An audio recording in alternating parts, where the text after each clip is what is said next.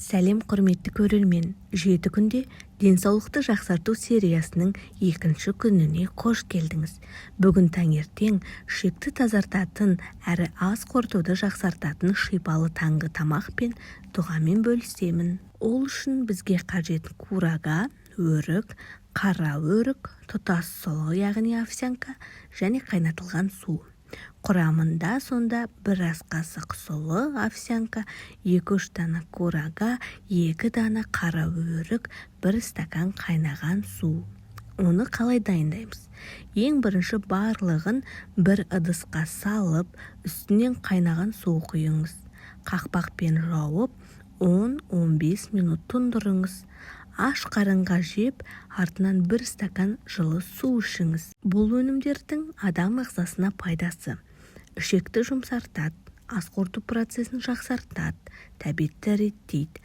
Қара өрік ішекке жұмсақ әсер ететін табиғи шай. Бұл тағамды 2-3 күн қатарынан жеп көріңіз, әсерін байқайсыз. Таңғы дұға және ниеттің маңыздылығы. Таңертең тамақ ішерден бұрын мына дұғаны айтып көріңіз: Аллахым, бізге осы тамақта береке бер және одан да жақсысын нәсіп ет.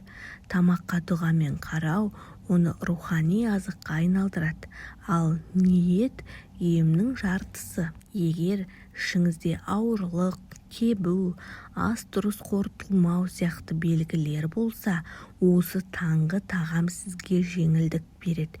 Сонымен бірге кешке ауыр тамақ ішпеуге тырысыңыз. Таңертең шипа өз жұмысын жеңіл бастайды. Таңғы асты ішпеудің зияны орасан зор. Бірқатар адамдар таңғы асты ішпейді. Бұл дұрыс емес.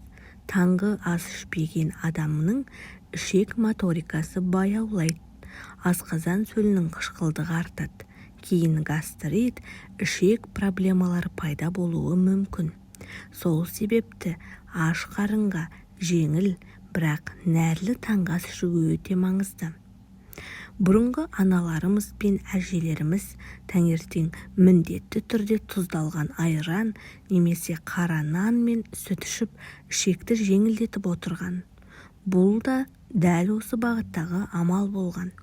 Бүгін біз оны заманға сай түрлендіріп, сұлы, курага, қара өрік арқылы жасап отырмыз. Денсаулыққа шипа тек тағамда ғана емес, әуелі ниетте. Бір тағамды шипа болсын деп қабылдасаңыз, ағзаңыз соған дайындалып, сол емді қабылдауға бейімделеді.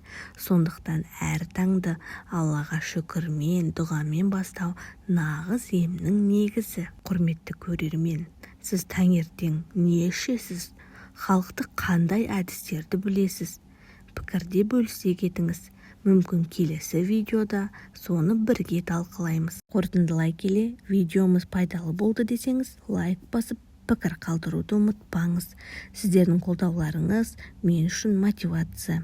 Ертең 3-ші күн иммунитетті көтеретін қарапайым тәсілдер жайлы болмақ. Каналға жазылып, қоңыраушаны басып қойыңыз.